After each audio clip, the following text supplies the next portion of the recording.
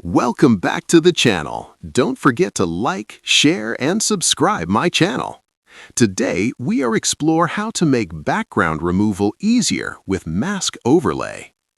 Open your image and make a quick selection of the subject using the Quick Selection tool. Don't worry about perfection.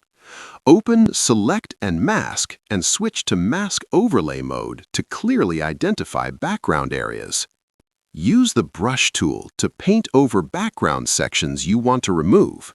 The colored overlay helps you avoid cutting into the subject by mistake. For tricky edges, zoom in and reduce brush size. Adjust edge detection settings to improve accuracy around complex shapes. A useful tip is to toggle between